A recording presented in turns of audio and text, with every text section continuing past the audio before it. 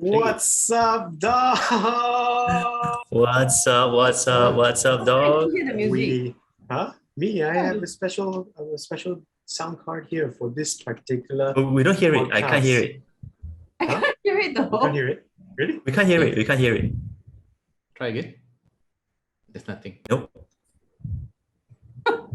Nope.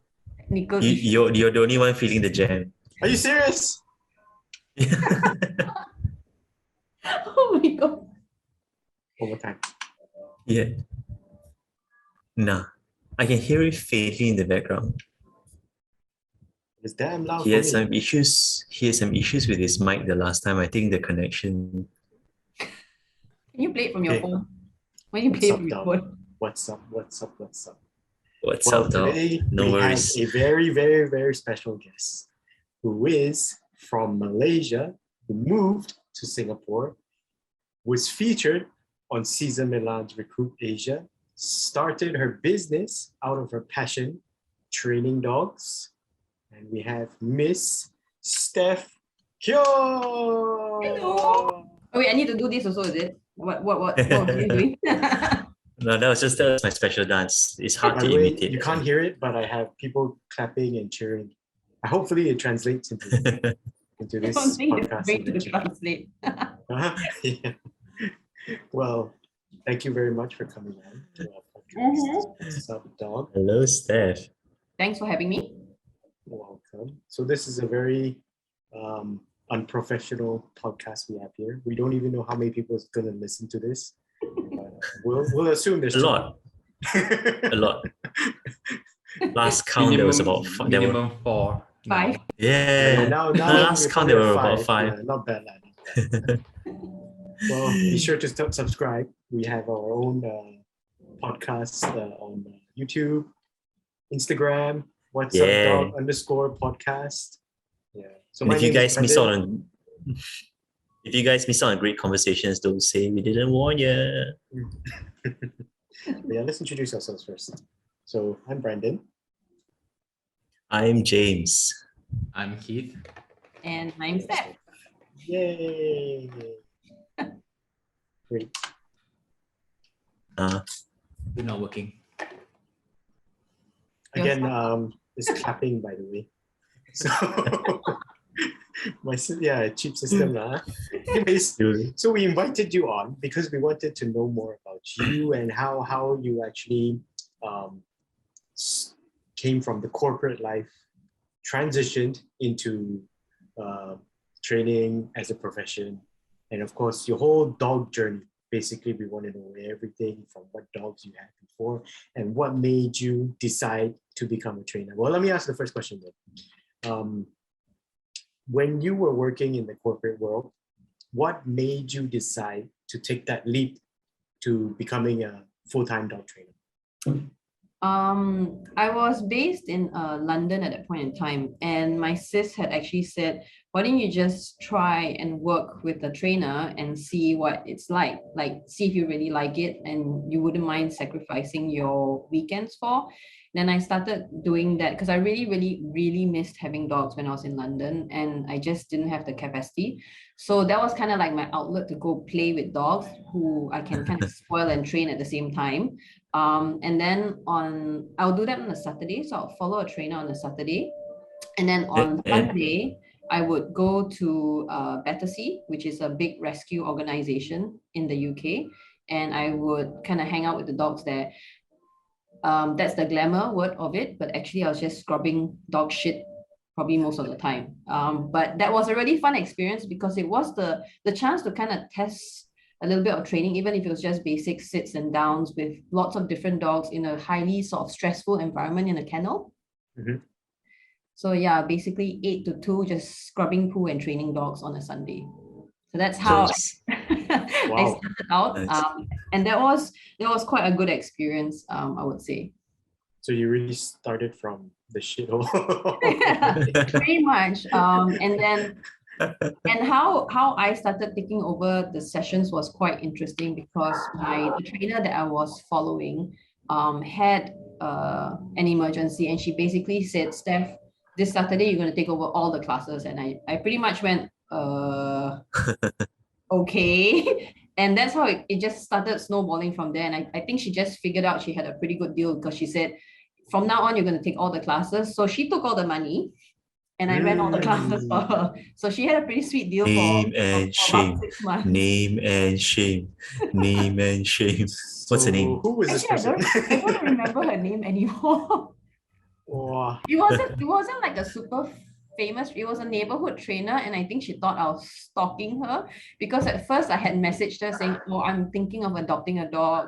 And then I was thinking of adopting, but I got rejected because apparently you can't work more than 8 hours in London and adopt a dog. It's too long. Oh. So you have to work like maybe 4-5 hours. They don't want the dog to be left alone for more than half a day. Yeah. So then I stalked her and changed my tune and said, actually, I really want to become a trainer. Mhm. And then I think she gave up when I rocked up at one of her classes and just stood outside her class and said, "Can I crash?" That's true passion. So yeah. So I would assume this trainer actually taught you how to train dogs as well. I think a lot of my training experience has been a lot from shadow trainers. I don't have any, say, formal training. The theory part of it is probably the formal training that I have, but I truly believe in working with different trainers to understand the different styles that they have so that you can pick up different skill sets and how, more importantly, how to deal with clients in different scenarios. So how long have you been doing this, like from the start? I think maybe about 10 years or Wow. more. Yeah, it's been But maybe. what made you move to Singapore to do it? Well, the currency. I shouldn't say that, right? Well, first of all, well, I used to work for a bank that had a head office here, so that was probably the easiest move to make. And realistically, I do feel that I did make the move to Singapore. A, my sister was here, and B, although my parents are still in KL, the thing about Singapore is I do feel that the market here has more, it's a little bit more mature in the sense for dog-friendly average owner who might want to do training, because if you think about the setup here, most people live in apartments. So it becomes an escalation really quickly about whether the dog can, you want to be in those close quarters with that kind of dog, and they basically do want to get the dogs trained. And in Singapore, certain breeds do have to go through training, whether it is restricted breeds or whether if you live in a HDB, which is like the government housing in Singapore, certain breeds have to be signed off by trainers to say they've gone through an obedience trainer.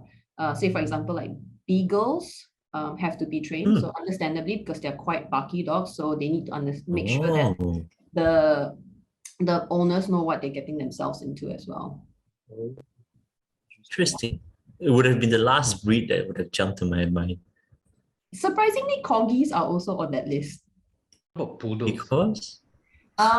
Poodles are not, but I think it's also a limitation of size. I would imagine like a Min Pin will be also on this list, right? I'm actually not sure what's on the list, but I guess when you apply for a HDB apartment, they will tell you, and that's when I get called. But beagles, corgis have been the few that I've been requested, or like say golden retrievers. That's purely from the size standpoint. So your company could actually sign off on these breeds, right? Kinda. HDB is they're kind of gray about whether they need an AVA certified. So AVA is like the agricultural board in Singapore. And there's a list of registered trainers there. I'm not one of them. For personal reasons, I'm not on that list. But I have signed off, and HDB hasn't said anything for some of my clients. So I will take that as it's okay. Wait, I'm such a bad host. I completely forgot about mentioning your company name. So it's okay. Yeah, so Steph owns happytails.asia. She also has a bunch of consultations that she can do one-to-one, and of course she also has a bunch of products. Motley Crew, which is a biothane dog leash, which we all use here. I've got a few. Love the product, of course. Yep. Yeah, I would check her out. But yeah, Yeah, and back to- it's been great because you guys have really like stress tested the leashes, which is nice. Oh yes, So we you can know say that. whether it can withhold most impact. So that's been really, really helpful, guys. So thank you for that. But yeah, I can tell you, that you can have a Rottweiler on one end on the tub, and then another Mudley Crew leash on the tub, and it's both they will hold. so no rivets have popped yet. No, rivets still in place. rivets are fine. Okay, cool. But yeah, just not to be confused, Happy Tails, there is a Happy Tails by Aeon, which is a pet insurance, which has nothing to do with me. Yes, there is a little bit of confusion in terms of name, but in my defense, I did register happytails.asia before Aeon came in, but they were smart enough to trademark it before me. So I'm just waiting for their lawyers to knock onto my door. Oh yikes. Hopefully not. Right? Hopefully not. Yeah, hopefully not. Well, but Mudley Crew is a great name, no? You could run with Mudley Crew. Yeah, so Mudley Crew is the product line. So ideally at some point I will have a merchandise line and I have a training business, which is will be separated if I needed to run that separately. But I do have a backup name. So my company is actually registered under a different name. But are you doing this alone, or you have a team? I wish I did have a team. I run this alone. So everything from what you see in social media to Mudley Crew. I have recently hired someone to do social media for me for Mudley Crew. So and that has been helping the sales quite a bit. And then down the road, what I plan to do is either a collaboration with either trainers, groomers, and then it should hopefully grow under a bigger umbrella at some point. Yeah, that is. How do you think the training scene in Singapore is? Like, I can share with you here in Malaysia, it's not a healthy one, right? But how's it in Hey, we were gonna keep it clean. The running joke is that the only thing two trainers can agree about is how bad the third trainer is, right? So I would say it's a fairly, because it's a small industry, trainers quite often keep to themselves. I have found it quite difficult to collaborate with certain trainers, but I think it's just finding the right crew who are, and I do have a network now in terms of other trainers who are willing to share ideas, because we all believe that what I'm not strong in, the other person may be strong in, and we can kind of share ideas. And if I'm not good at something, I don't have to be good at everything, right? I can always pass it on to that trainer and they run with it.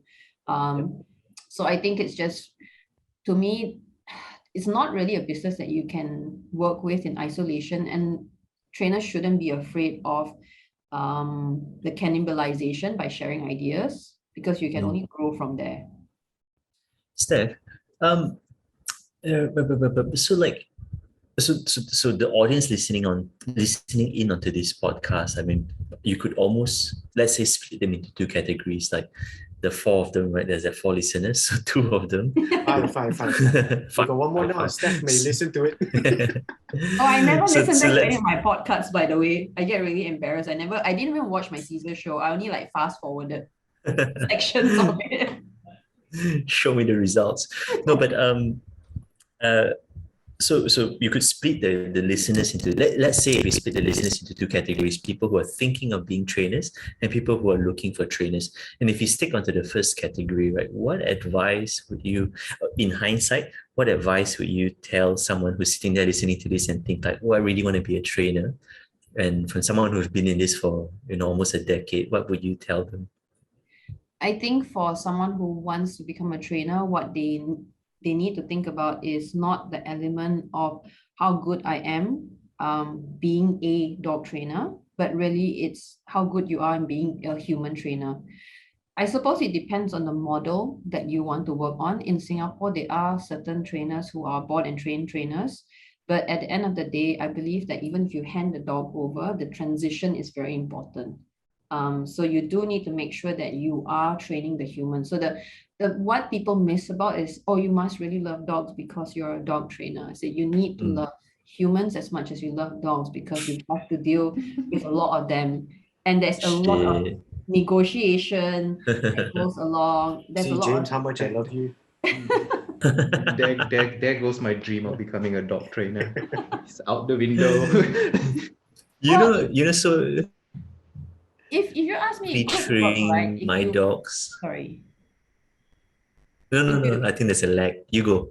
Okay, so I think that even if you don't like or you would rather work with the dogs, that is a doable um probably model if you had someone else who could do the handover. So operationally, if I did a board and train, if I had someone who was really good, they can do a lot of the foundation work, but I need to make sure that the message then gets transitioned onto the client, that they then are able to at least do 80% of what we've been doing in the board and Yeah. train. I mean, so I've only been training seriously trying to train for the last 4 years, right? And year on year, I become wiser. And I look back at last year and I realize how much pain I put Brandon through. Like every year, like I'll send a message like, bro, last year, how do you put up with me, man? And look at him nodding there. My leg is about to snap. No, but jokes aside, so you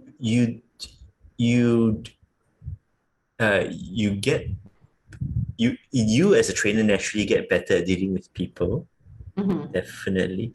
But as the other person receiving the training, I mean, like for example, you've had years of training, right? But then when you teach me, you could be my first teacher, and I'm going to give you all sorts of pain that you can never imagine possible. I ask you questions you never thought would ever be possible. How how do you get through the day? Like, do you just get better at wiping it off, or is it just that you can avoid those questions better? You get what I mean? Like managing the human. I think in managing the human, in my model at least, usually from the way I converse or how the client converses with me, I'm able to kind of gauge, will I probably be able to get through to this person? And normally within the first class or within the first conversation with the client, I will always be very clear with, these are my methods. And if you do not agree with them, we will try and find a middle ground. But the most important thing for me is for clients to have an open conversation and an open mind with me.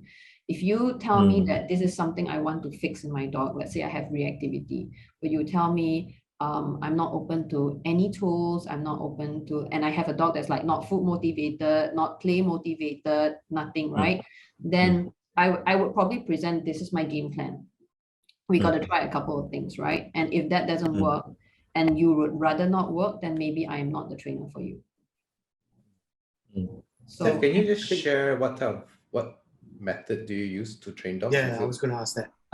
So in terms of training, I would categorize myself as a balanced trainer. So I use anything from the positive side, which is going to be your three main things: your affection, your play drive, and your food drive.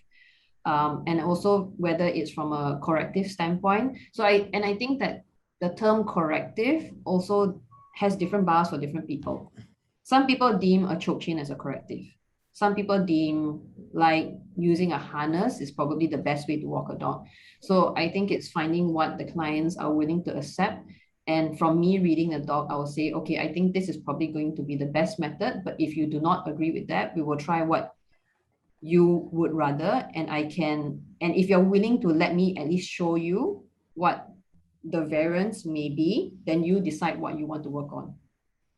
Because like your question of like how I deal with people, end of the day, it did, when I first started, it killed me when I knew how much potential a dog could have.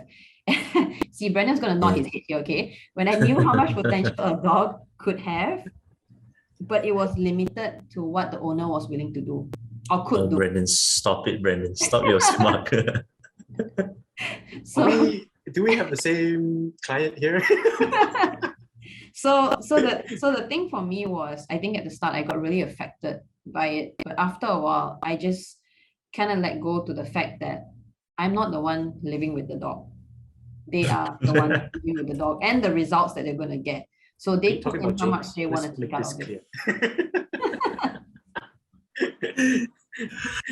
But to be fair, none of my clients are competition style, okay? So basically I'm more of a lifestyle trainer, meaning the first thing I go in and I speak to clients is, what is your goals and what is your issues with your dog? So it's a lot about how do you live with a dog every day, and What do you want to do with your Are you dog? fighting with your dog every day? So I have clients who will tell me like, Steph, I will never walk my dog outside. So then Okay. I need to, Next. yeah. So what are the like craziest requests or experiences that you've ever had within your 10-year career? I want my dog to make me a cup of Milo every morning. No, one of the craziest not requests was the question I got from a client, which I don't know how clean this is, was I had an unmuted mail and my client had messaged me to say, is there somewhere my dog can go every week to release? And I'm like, so you're asking me what was the weirdest request? That probably is the weirdest request I've got. How did you answer him? I said, unfortunately, there's no Geylang for Hey, you know, jokes aside, our vet used to masturbate our Australian Secret Terrier. Yeah, I'm not sure. And Why? I might suggest that the next time I get that question. No, because the dog was like just tense and just like a real nasty dog. And then the vet said to us that this could be frustration and you just let it out and then dog will be more relaxed. And then we left the dog there, the doctor did it and then came back, further slept. It's just Did a nice rub and and hug, relaxed. How much did you take?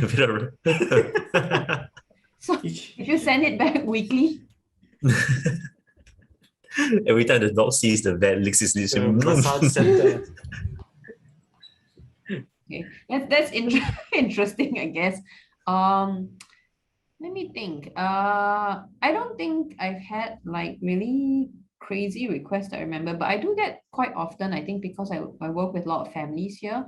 Quite a few of the dogs that I have worked with has been requested or I have to deal to make sure that they're almost emotional support dogs, not necessarily wow. therapy dogs, but I did have a request from a client to see if we could train the dog to be a detection for what do you call that? Seizures. What's the sugar diabetes? Diabetic? Yeah, Mhm. for diabetes. But Wow. I said that was going to be really difficult because I don't have the scent Right, sample. pass to you. Yeah, so I don't have the ability to train for that. And to be honest, I think the dog that they had probably wasn't the best match because it wasn't really interested in sniffing at all. So, but I think and I think some dogs are just naturals. I did have a client who realized that one of her dogs were actually alert before she gets seizures. Oh, So wow. and it's interesting because the dogs came from the same litter, and one of the brothers would often go to her lap and just put his head down. So the first time she realized that was because the dog had did that, and then the next thing she knew, she woke up. Oh, wow. And then she realized that soon after the dog was doing that, signaling quite often. The other one was like a blur rock, just hanging around doing nothing. So some things I think you can train Interesting. for, but some are just naturals that they can kind of tell Yeah. that it's going to happen. Do you work a lot So- with like some training, I would say official training schools that require these kind of dogs, these service dogs per se? No, I don't work with those, but I do work with some breeders who breed this kind of dogs. So and they usually come in from Australia, so they do recommend me as a trainer so that when the dogs do come in from Australia, they hire me to make sure that the child knows how to transition with the dog as well. Oh, wow. And I did have another one that was an autistic kid that couldn't really speak, but within the first month of the dog arriving, it was amazing how much the child's vocab actually expanded from there. Oh, wow. Is Yeah. is it very popular in Singapore? These like medical alert or service dogs? I think they are becoming more popular with awareness, but I think the expectation is that you need to source the dog from the right place. In Singapore, we don't really have a very good breeding program. So most of the dogs would have to come in from Australia, and recently there's like a slew of dogs that have come in from Ireland, which is slightly worrying for me because I don't really know where these dogs are coming in from. They're not any breeders that I know. They're coming in through pet stores, so the breeders that I work with in Australia or who do recommend me, I know they they will send the dogs directly from the breeders in Australia directly to the clients.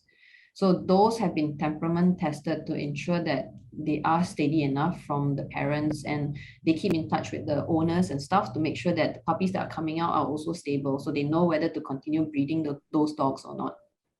I believe these kind of programs in Malaysia as well, right? Because in our previous episodes, we were talking about how breeders have different types of programs in terms of being from the puppy mills all the way down to ethical breeders, right? So we did an episode recently, and we spoke about ethical breeding, right? And of course, it depends on who is the breeder and what type of dog it's for. So like in our previous episode, we talked about neurological stimulation for the litter, which we find that really, really interesting. I think it's the right way to go.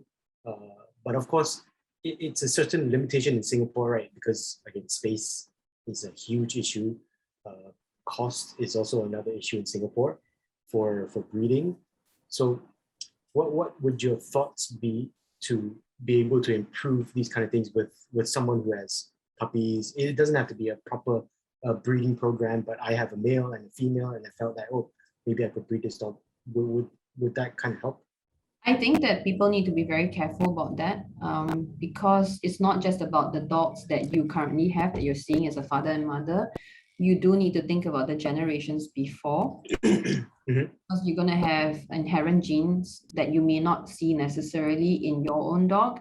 So I think that breeders who breed are actually very aware of what they're doing with the breed and what they plan to do with it, and keeping in touch with owners who have gotten their dogs in previous litters to understand if they should continue breeding the father and mother as well.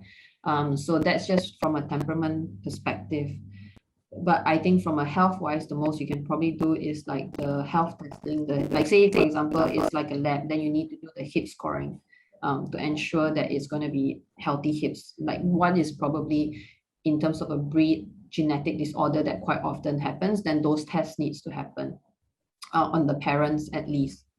So I think in Singapore, it is quite difficult to handle that because your gene pool is just not going to be wide enough. Whereas like in Australia and UK and Europe, they have people who are sending the semen, I suppose, cross borders and stuff. And I'm not sure what the rules are coming into Singapore for that. There are a couple of very good breeders here, but only for specific, like there's a golden retriever or there's like a beagle breeder here that have, or like whippets, they have wait lists for about 2 years or so, because again, wow. small gene pool, right? But again, I think the awareness in Singapore is that, and it's also, I think, cultural, not Singapore, but I think just cultural about society nowadays, that we want instant gratification. So you walk into a pet shop and you want to buy a dog straight away. But whether those dogs have been ethically bred and what you're getting in terms of a gene pool is a big question mark. But I think not many people have known the process of how do you import a dog, and maybe they think that that's actually a very difficult process, but it is not really a difficult. Probably the difficult part is getting to know a breeder that is willing to send the dog to you. That's true. Yeah. So to answer your question, if you ask me like straight up, if I had 2 dogs, will I breed them? My straight answer is probably no. Yeah. Unless you really know what you're doing in terms of a gene pool. But that's because you're more into, I mean, you're in this line, right? And you're, I mean, it sounds bad, but most of the breeders do it for money, right? So at the end of the day, they breed, oh, I don't care, I'm breeding puppies, it's easy, quick money, look after it for a month, and then that's it, send it away, right? But I don't know, I think it's quite a debatable thing for everyone to say, because they have passion into it and then blah, blah, blah, blah, blah. Then at the end of the day, you don't know I mean, it's different for us as well, because we look at a specific sort of a trait within the breed that we're looking for, right?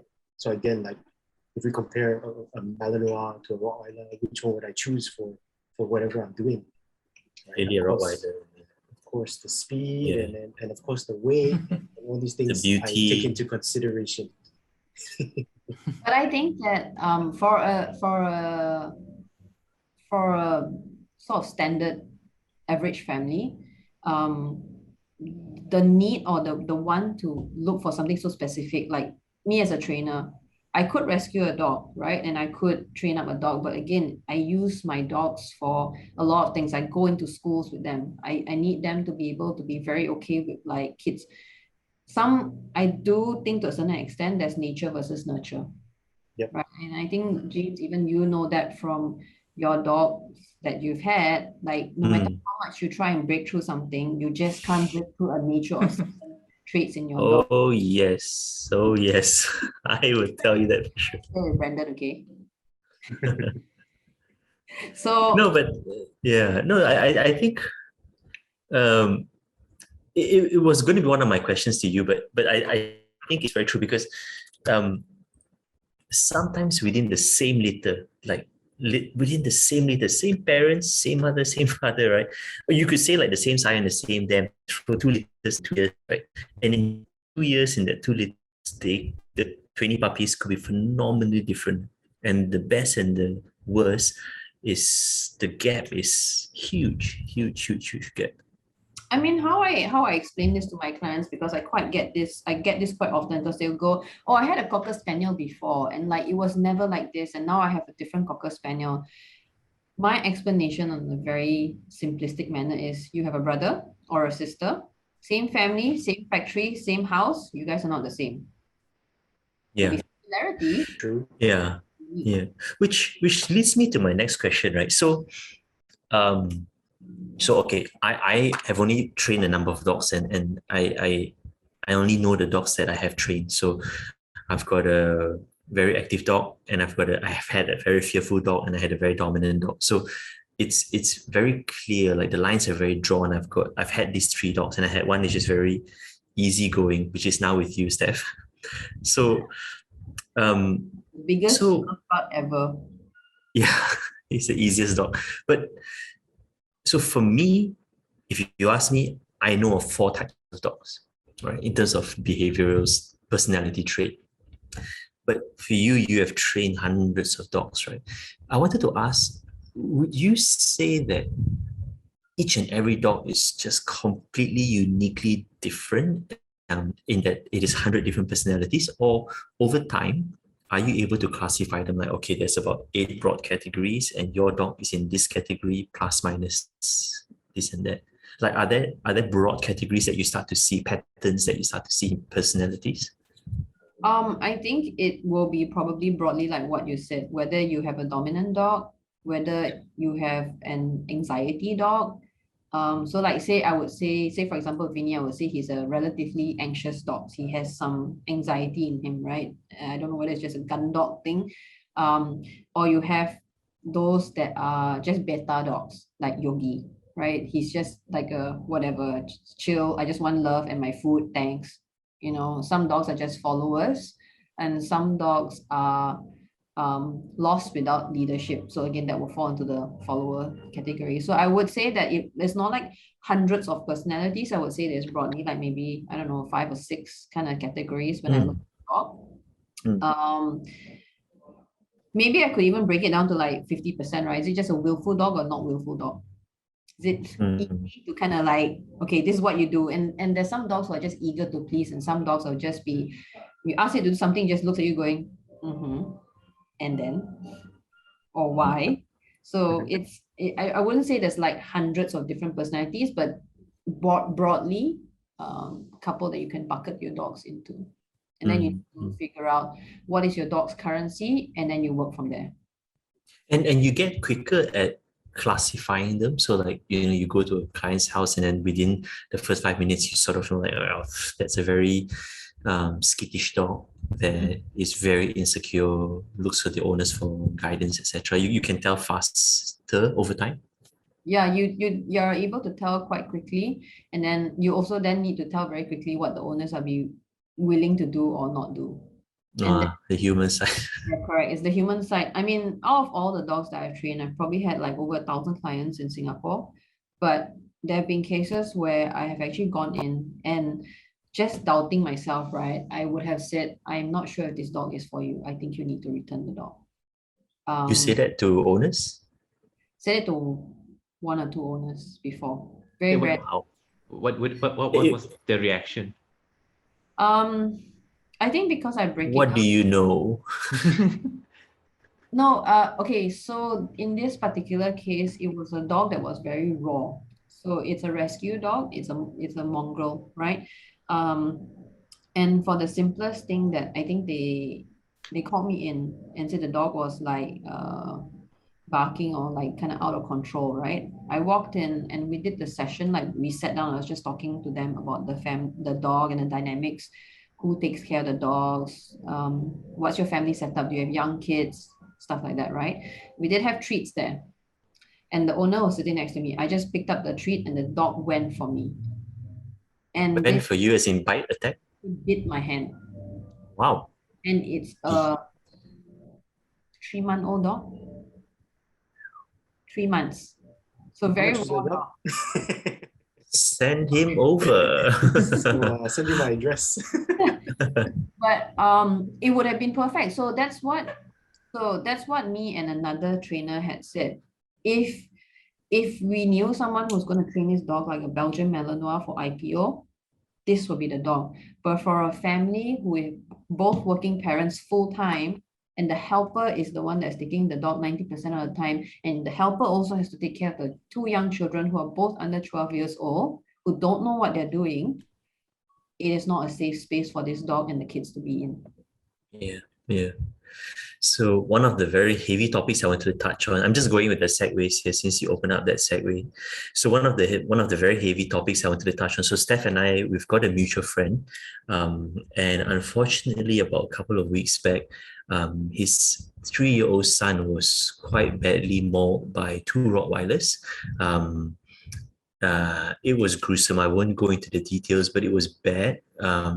So it was in the father's word, it was so bad that there's no point posting on Facebook because Facebook would just censor the whole picture. So I wanted to ask a couple of questions in relation to this topic. The first thing is, we have been seeing a lot of cases of dog attacks in Malaysia. Are dog attacks common in Singapore? I ask this because the social confines, like it's a lot of people living in a very dense space, all locked up in an apartment. Are dog attacks common in Singapore? To the point where someone gets probably as injured as what we saw, that's probably quite rare because the regulations are quite strict here. First of all, what happens in a dog fight is immediately if someone makes a report, the AVA will come down and they will check your dog. So they will come down and run through a series of tests to see, is your dog suitable to be still living in those conditions or not? Whether it comes down to a put to sleep scenario, that is probably quite rare, but they will do things like they will probably make sure that and follow up that you have to send your dog for like formal training, whether you have to then from now on muzzle your dog, because in Singapore, like the Rottweilers, the German Shepherds, breeders as it seems, they are also enforced to be muzzled in public. Just for the, I guess, for the safety, and certain like what we call Schedule 2 dogs actually need to be, they need to go through formal training. You need to have $100,000 insurance. Wow. You need to have a $2,000 bond on the dog. Wow. The bank. You need to go through No, I think it's really good. I think it's great. you need to go through the formal training and Perfect. to muzzle certain dogs in public. And if you are not, so any, like say you're in a park officer will actually come up to you and say, your dog looks like a mixed Rottie, it needs to be muzzled. Fantastic. I mean, the dog attacks that we are seeing here are completely avoidable. I mean, in this particular instance, the case I'm sure is still under investigation, and what I'm saying may be just one half of the story. But the fact was that the gate was left open, dogs were off leash, not muzzled. Yeah, I mean that alone is completely avoidable, right? Close your gates or leash your dogs or muzzle your dogs. Yeah, so it was extremely tragic, and I think what they have in Singapore is fantastic. I wish we had it here. I think the regulations are a lot more tight, and even with the leash laws, like in parks, you're not allowed to actually off leash your dogs. And because we have like safety officers kind of roaming, especially like the big parks like Botanics where I train in quite a lot, quite often there are security guards, because again it is a UNESCO site, so there are security guards roaming around saying leash your dog, you're not allowed to have your dog off leash. So that is one of the Singapore laws. You actually cannot have your dog off leash in Singapore. There are dog runs that you can go to. So they've set up sections of areas, which again also is kind of scary, because people who have no recall will just bring the dogs there to go man in there, and that's where a lot of dog fights also happen. I will admit, like, before taking dog training seriously as a hobby, I was very fascinated with off-leash dogs, and it was like a status symbol. Like, I'm able to now off-leash my dog, right? But the more I've sort of dive into the world, the more I've learned actually what is the big deal to be able to off. Why is there a need to off-leash your dog? What are you proving? Is your dog severely robbed of experience of going for a walk, being on a leash? I mean, I start to wonder, like, I mean, it's debatable, but I just wish that, yeah, I wish that incidents like this are avoided. That's all. Yeah, and I think in Singapore, everyone, we take it seriously, right? So when the police comes knocking on your door, you get scared because you can't pay your way out. What do you mean? I I don't say get this because I'm speaking today. But you know, everyone knows that the law is the law here, right? If you mess with it, like you don't want to mess with them. So you know, obviously AVA is not the police, but they have the right to revoke your license, take your dog away, claim your dog, put your dog down. They can write the bill to say you no longer have the right to hold this dog. Can you get a ban from having a dog? Is there like a Yes, Oh, if it's serious enough and you've been caught as abusing the dog, then yes, you can be banned from actually owning a dog.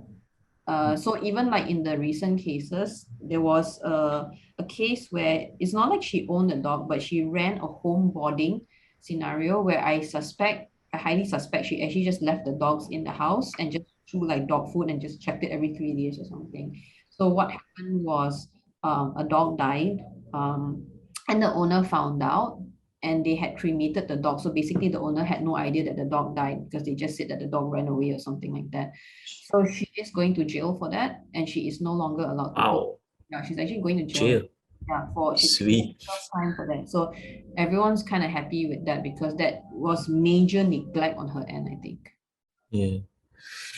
My next question sort of comes back to the topic we were talking about, tax, but it splits into two. So my first question to you is, have you ever been, or maybe tell us about, have you been sort of called in to help with an aggressive dog? And then my second question is, in relation to dogs, whether you have rehab a dog like this before or just in theory, do you think a dog that have more than 3-year-old kid can be rehabbed? I mean, like, that is tasted blood. I think it depends on the owner, whether he'll be 100% like reliable off leash. I think it depends on the accountability of what the owner has relayed on to the dog in terms of impulse control. Because you can see what happened there was impulse control. Probably the dog just went out, had no idea, or wasn't exposed properly. So there would be a case of management, I feel, from the owner's perspective, whether I can't tell what triggered, right? So from what happened with our friend's kid, I'm not saying that the kid was at fault, but like maybe the dog don't like fast moving small objects or think that it's prey drive, right? It could be a case of like, do we then work on the impulse control of chasing small items or small things, the kind of boundaries that the owner has put in for the dog. So it's the management. And I think like simple things like what you said, if the owner doesn't trust the dog, then we need to put it behind fences, or make sure that if you're going to open your porch, then please leash your dog before you open your porch to like wash it. Have I worked with aggressive dogs? I think that again, I will go back to the human element of it. I can lay out and I can sort of say to the owner, okay, this is what you need to do with the dog. Certain boundaries need to be redrawn with your dog. And whether they follow through with that, that's quite important, because you also need to understand the concept of what triggered aggression. I don't think like a purely aggressive dog for the sake of being aggressive is very rare. Rare. It's so Rare. rare. But you think Highly sought that the after. owners are more influential in this aggressive behavior? 100%, right? So if let's say like I have an anxious dog who is anxious aggressive, like the reactivity is you have like a couple of things. The dog will either fight, flight, or fight, flight, or freeze, right? That's probably the only three main things that a dog will do. Most dogs will choose avoidance and they'll walk off. If I'm scared of something, I'm going to run because that's a survival instinct. Or they bantut and they just stone, then they will freeze, right? So some dogs will just freeze there. You do get some dogs who are pushed to a corner and they realize the only way I can get out of this is if I growl or I snarl or I bite someone. And that's where you need, once they know that if I'm scared and I fight, then it's a little bit harder to work out. But then that's where the owner comes in to say, I am going to advocate for you and there's no need for you to react because I have your back. Mm, mm. Have you ever So seen a red line dog that is like those like super like 1% of the dog world? Have you ever seen a case like that? So it will be like that 3-month-old puppy. Uh, I don't think it's red line, but I don't think it was suitable for that family. I don't know what happened to the puppy. I know they gave it back in the end. But I think that if they had continued, somebody would have gotten injured in that household, or it would have been one of their friends. So am I right to recap? So just to recap what you're saying. So you're saying that a lot of the dog attack cases that we're seeing where the dog is acting out in aggression, could a majority of it could be driven from a base of fear, and it has been classically conditioned by owners that to the dog that if you're fearful, use aggression to get out of the situation. I don't And think that you're I don't think the owners do anything. I think it's because the owners don't do anything, then they react that way. the dog learned it themselves. Yes. Self-rewarding. Yeah. So then, and you're saying that in terms of dog attacks out there that we're seeing in Malaysia, Singapore, potentially worldwide, that the cases of like pure badass dog that just wants to do harm for the sake of doing harm is, from your observations of thousands of dogs, is small. Yeah, super small. I think that's super rare that a dog would actually feel that they just enjoy the kill. It would be great police dogs. Yeah. I don't think police also will want this type of dogs. Well, they might for like protection work, right? So like you just turn the switch on. So it's a switch that a dog has, but whether you can turn on the switch on and off. But it probably requires a particular command and presence from a very strong handler, not physically strong, but it's just the way they have that bond with the dog and just say, hey, this is what it's gonna be like, and you need to fall in line. But it probably won't be a good cuddle dog. So we have Steph, sorry. I want to touch on this subject because you mentioned the fight, flight, freeze sort of thing. Yeah. Because you've also been on the Cesar Milan Asia's Recruit, right? During your time, did he ever teach you guys how to do this, or was it like, because share a little bit of this experience that you had? So on the show, probably the second dog that I had was an anxiety dog that was dog reactive. And I don't think in that span of time that I had enough time to build that trust to say, this is what we're going to do with the dog. It was a very short time because again, anxiety is always something I feel that you have to manage and you have to continuously manage. It's not like a switch. It's not like depression where you can just take Xanax and you'll be fine. It's something that you need to go through with therapy, whether you have to use medication, therapy side, and then go through like mental exercises to make sure that you stay like a balanced dog.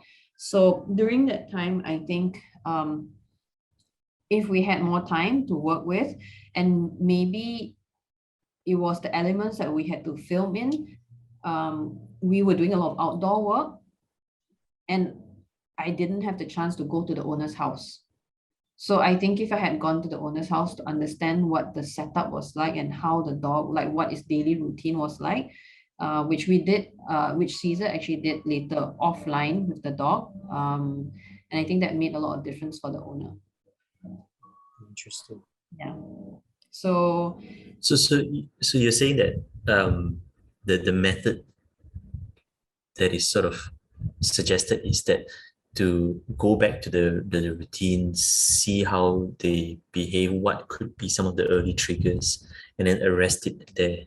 yes, I think fundamentally in that particular case, that was quite important because we were just seeing and just putting a band-aid on why the dog's reacting, right? So, but you need to go back to the resource of saying the real source of why is the dog reacting in the first place? Are they very permissive at home?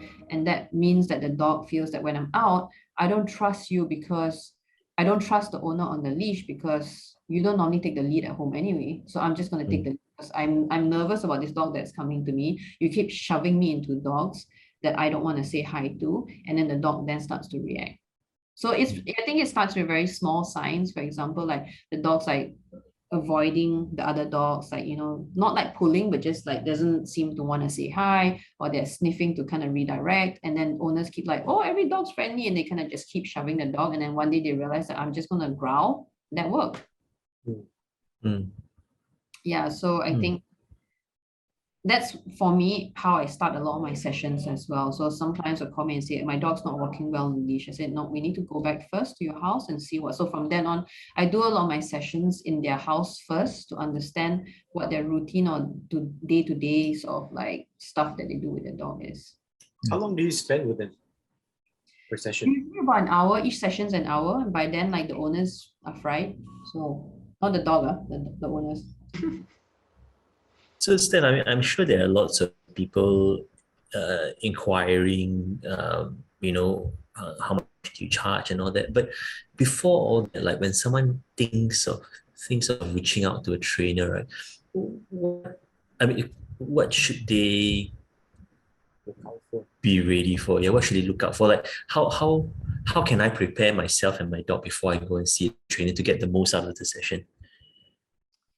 I think what is nice about Singapore, I find, or at least the training market now, and I'm seeing this in my inquiries, right? I'm actually getting people who are either inquiring with me as a trainer before they even get a dog. So first of all, I have had some people come up to me and say, okay, this is my lifestyle. What would you suggest for me to get a dog? And like, where should I start looking? Do I adopt, right? And then there's the other category, which also has become more frequent, that they've already gotten the dog. They call me in before the dog arrives. So I go in and I say, this is how you're going to set up your house. So I almost see myself as like a confinement nanny, okay? I go in and I say, what we're going to do. You have a game plan.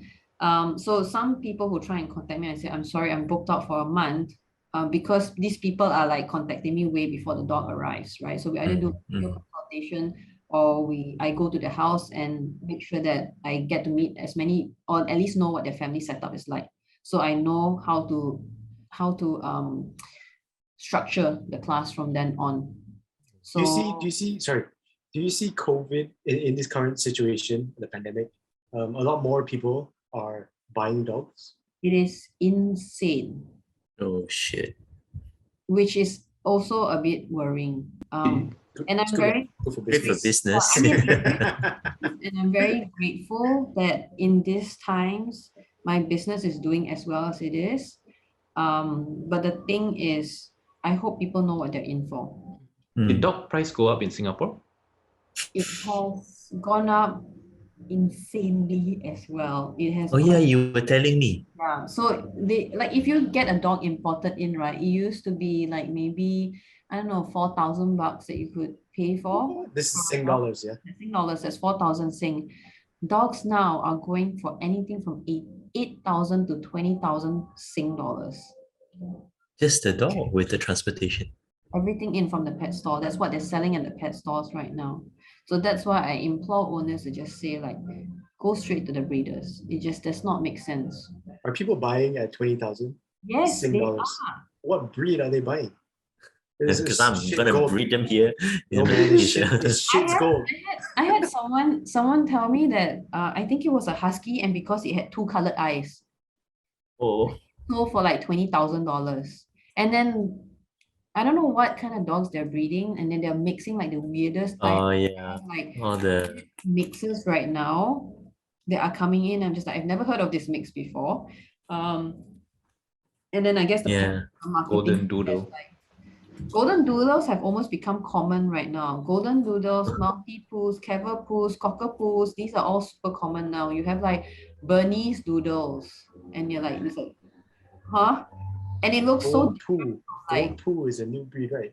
yeah, Gopu, like the best is What's, the doodles. what's that? Gold. Gold poo. It shits gold. My But goodness. I think there was a bunch of my clients who it was a batch of 16 dogs. I think same father, but probably two different mothers. So it was like 8 and 8 that came in one batch. That's an insane amount of dogs. So yes, Yeah.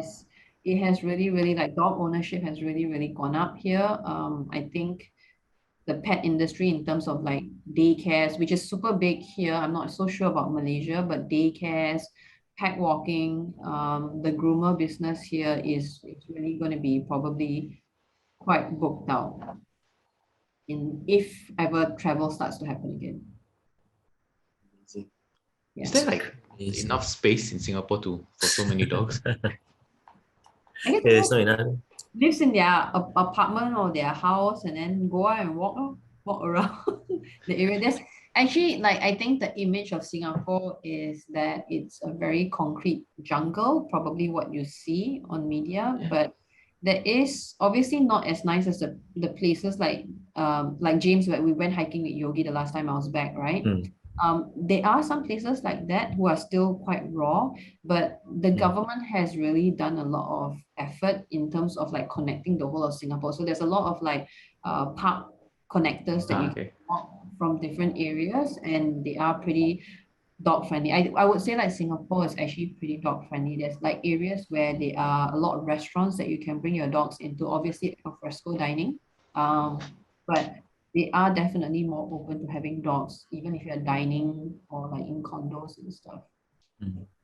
When I actually spent 4 years working in Singapore, and I found that it was actually surprisingly greener than I gave it credit for.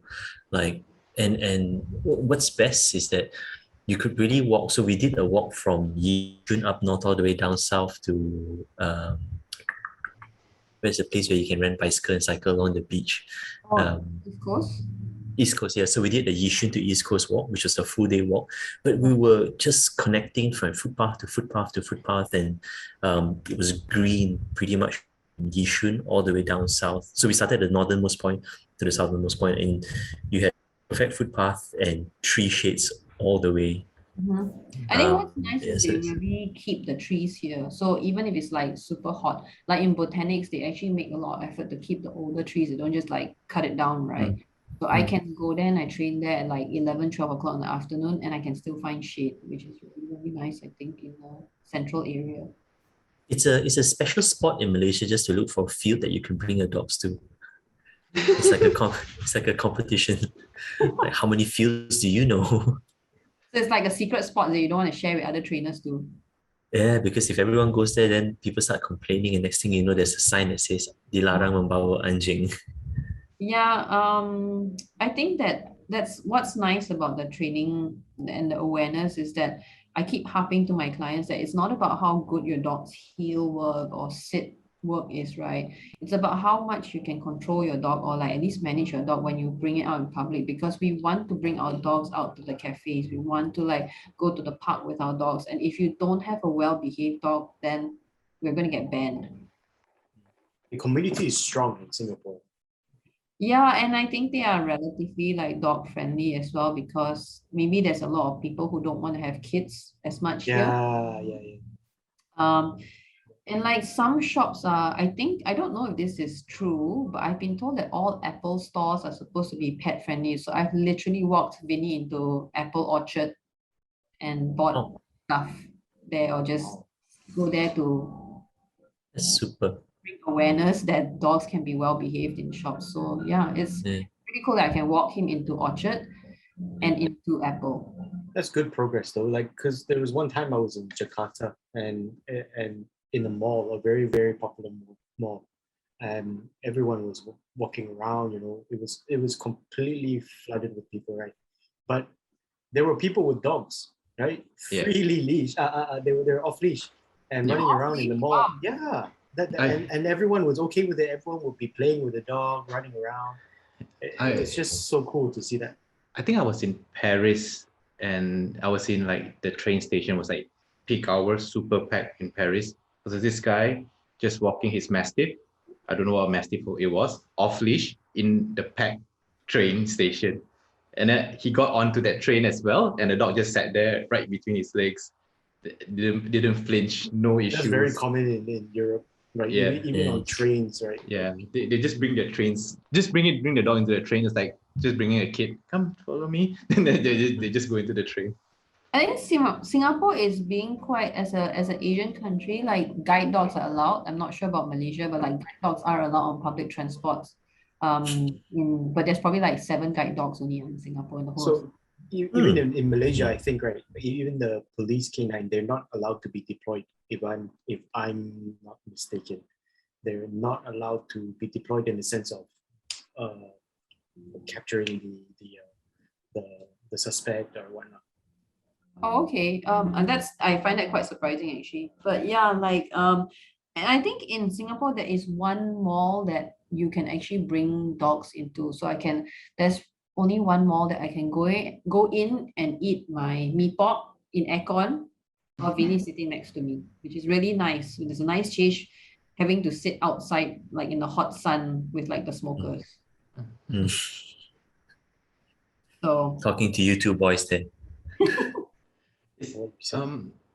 Are there tools that are banned in Singapore? Oh, yeah. E-collar. there is a movement by SPCA right now to ban the e-collar. I'm not sure how much they're trying to push for it, which I think is really, really sad actually, because I feel that the ads that have marketed for it is very one-sided. We have tried to bring those who train responsibly on the e-collar, have tried to showcase that, look, how many owners have changed their lives because the e-collar has really changed their dog's lives and the owner's handling of the dog, or like it's not a tool of torture. People say like, so there's this really like famous viral video that SPCA got done where they put like the toughest guys in Singapore and then they put the e-collar on them and then probably jacked it up to 100 or whatever it was, right? And obviously it's going to be painful, right? And then they said, oh, it's such a horrible tool. My take on it is, look, no owner who wants to abuse their dog is going to pay 300 Sing dollars for a tool like that. I would just take my dog and hang it because it's free. I would take. Okay, but to be fair, putting it on a human is completely different on a dog. Again, we're on direct skin contact, right? Whereas a dog has fur, has a thicker neck, has a thicker skin. Even if we were using it on like maybe 5, we still feel it's okay. But as a dog, it might feel like a little itch. But of course, different dogs will react differently because, I guess, depending on which brand and stuff they're using as well, how powerful it is. But I don't know. I'm for the e-collar, of course, right? Yeah. So I use the e-collar, but I will never deny, if anybody asks me, does it hurt? I will always say, yes, it hurts. But how I use it, it's just like I use it in a way that I do not hold it on and just zap my dog at an insane level and until it squeaks or yeah. But if you whines. ask me, does it hurt? I personally don't think it hurts. I even use it as for a therapy for my knees, right? So even after like a long day of snowboarding or whatever, I use it. I just stimulate my knees, right? And I think it's good for those kind of stuff. But at the end of the day, I think it really depends on who's using the tool, right? Right. I think it's a tool. Everything that you use is a tool. Even food is a tool. So I feel that people need to educate and not ban. But if they do ban it, they're just taking the lazy way out because they're just saying we think it's the easiest tool to use to abuse, so we're just going to ban it. I feel that they're not looking on the spectrum of like what can it do in a positive manner. And I feel that if they ban it, then you're going to have even more people who are going to use it. They're still going to use it, but they're going to use it irresponsibly because us as trainers, we cannot officially show you how to use it anymore because we will get into trouble. Right? So So yeah, that's my take on it. I think it's a very unfair view. It's a not a view that they have taken in terms of like what others and how it's being used. They are only seeing it in a very one-sided manner. But we'll see if that comes out to play. Do you think all dogs need to use the e-collar? No. No? No, right? I don't think all dogs need to use the e-collar. And in fact, even if I did think that the dog needed the e-collar, but I felt that the owner was not the right owner to put on to use an e-collar, I wouldn't suggest the e-collar. I wouldn't even bring it up as a tool to the owner. So is it my right to assess, but I don't want to be the trainer who introduces it to that person. So I also look at the owner and I don't talk about the e-collar straight away. I need the foundation work. So some people say that the e-collar is the easy way out, right? So, but to me, I think that the e-collar is actually even more work because you need to have your foundation first. Then you work on the e-collar. I find it phenomenal how people never think about the fact that, I mean, I have an e-collar in my doggy cabinet, but I don't use it very often. And I don't use it as part of the training program but I find it phenomenal how people never think about the fact that a slip lead can choke the oxygen out of you and kill you, and an e-collar cannot kill you. Unless you've got a pre-existing heart condition and you sort of go into a heart attack.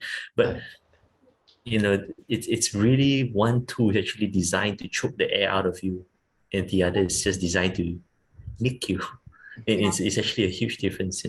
Yeah, I think the e-collar is the fairest of all tools because it removes emotion unless the person cranks up the e-collar. But if you just set it at a certain level, you only can press the button that hard. No matter how hard you press it, it's that same level. Whereas if you use a prong, use a slip lead or a choke chain, when you get emotion, you get angry, your strength varies. Whereas the e-collar, if you just set it there and you just press it, it's the same and it's consistent most of the time. There are people who are trigger finger happy, right? So right.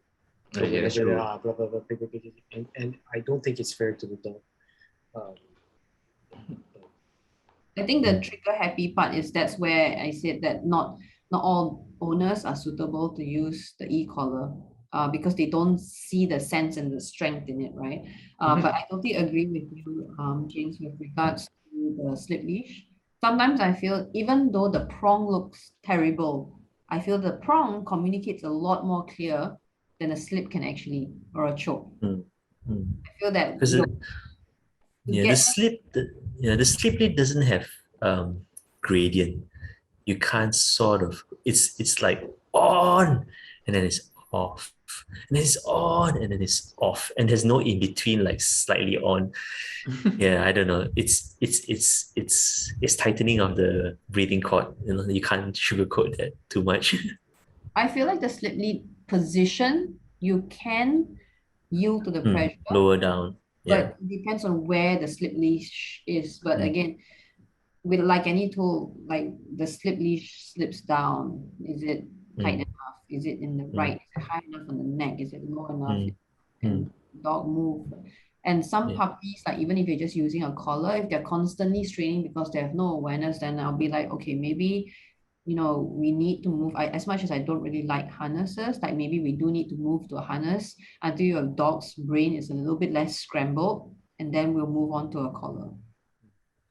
But before the risk of sounding like a innocent angel, I must say that I grew up on pure yank and crank sort of compulsion avoidance training, and that was the only thing I knew. That was the only thing I believed in. That was the only thing that ever taught to me. So I just want to put that out there. So I can sleep at night.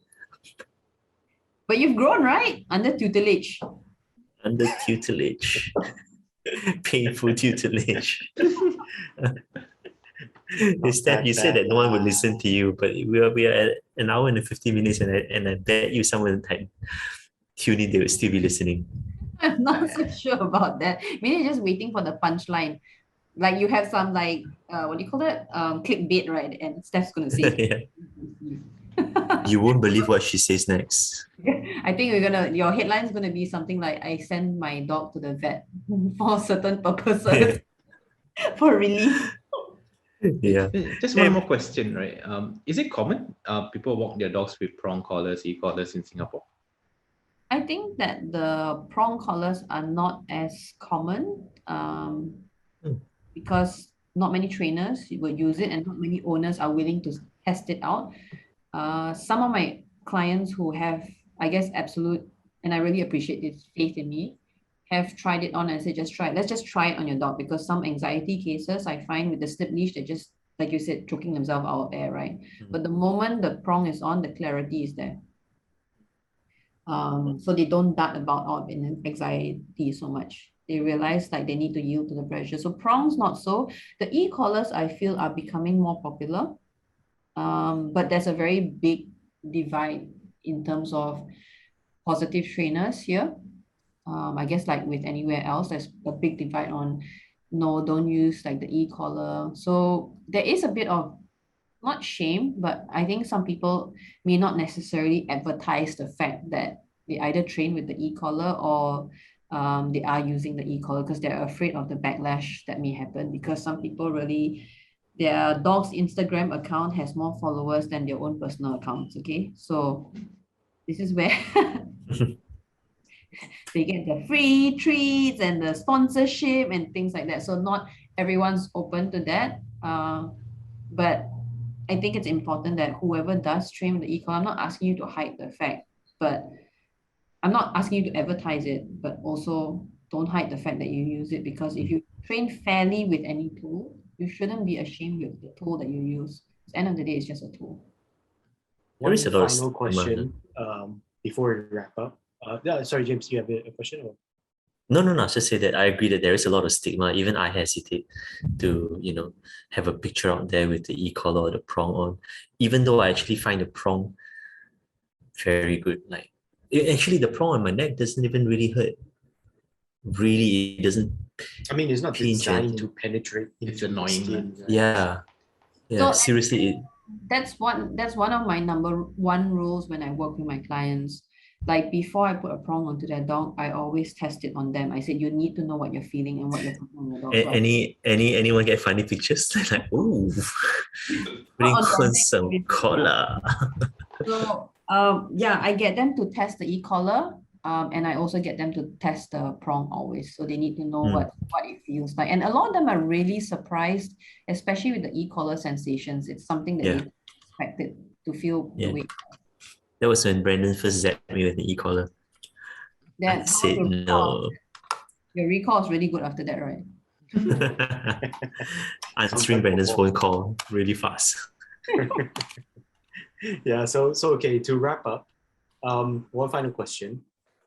What would your tips be to people who are looking for, again, we mentioned this earlier on, but just to wrap it up, what would you recommend for someone who is looking for a dog trainer? What is the key essential findings that they will need to look for in a trainer before engaging their services? I think in terms of like looking for a trainer, I feel it's like finding the right therapist for you. Like there needs to be a flow in terms of relationship.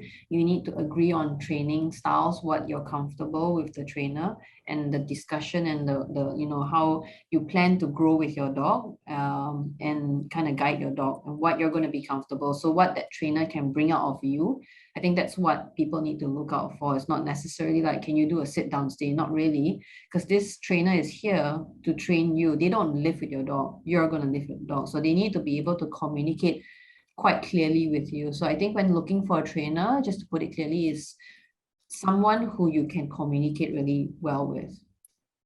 Vibe. That would be the key. It's vibe.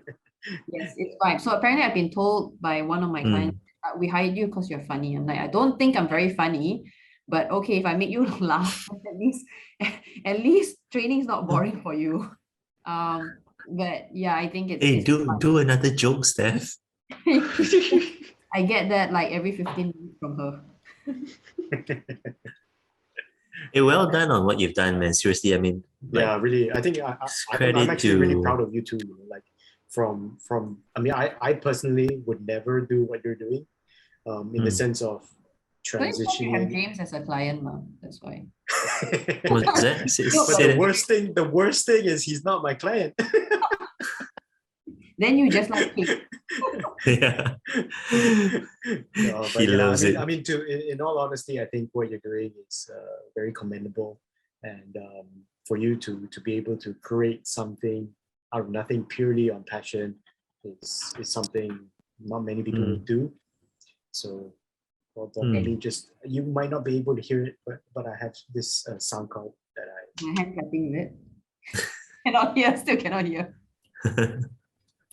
Okay, lah. So if you ever see my parents, right, you can tell them, Mr. and Mrs. Keong, you didn't waste money sending her to Melbourne. She's That's right. I'll let your dad know. yeah, you can tell my dad. I'm due to see him soon. No, but really well done, and yeah, thank you for taking the time to chat with us. It's really awesome hearing stories from your side of the world, because I think pet training is something. Wow, it's not easy. I think you have to have that commitment and the consistency to keep doing. I mean, Vinny's nearly 11 and he still surprises us every other day. Yeah. So I mean, so because we got you on the podcast, and I think that if you ever decide to expand to Malaysia, we of course would appreciate the first right of refusal. Our lawyers are ever ready to talk. There'll be the 5th person on your podcast, is it? Your lawyers already. So Steph, where can we find you? If we have viewers from Singapore or Malaysia who want to get in touch with you. Probably Instagram. My Instagram handle is at Happy Tails Asia. That's Waggy Tails, as in like HappyTailsAsia. Yes, Happy Tails Asia. That's probably got the most updated. Like my stories will show kind of my adventures with the little cute dogs or the not so cute dogs. And then you can see my old man Vinny there. I swear that account is actually more his than mine, because I get a lot more questions about him than anyone else. But yes, that will be the best way, or like just drop me inquiry form on my website. Happy Tails. And your product, where will we find the products? Products are available on Shopee. Mudney Fruit is available on Shopee. If you search for biotin, is as in like the material it's made out of, or on my website as well. Okay. So hopefully more products will come out in the future. You've seen recently I have been testing place bots as well. So you'll see that featured in my Instagram stories a little bit more. So we're kind of testing to see what may work in the market here. Awesome. So, Brandon, where can we find you, Brandon? You can find me on Baros Bonder Tigerland. BAROSBONDERTIGERLAND on Instagram. Nice. So you hear me making a lot of noise on Malaysian Working Rottweiler Club, MWRC. I post all sorts of random stuff there. Keith, where can we find you? You can find my dog at King_Koda de Roti at Instagram. Yep. Awesome. Nice. Thank you so much, Steph, for your time. Thanks, Steph. For having me on, and hopefully we'll chat soon in real life. For sure. Yeah.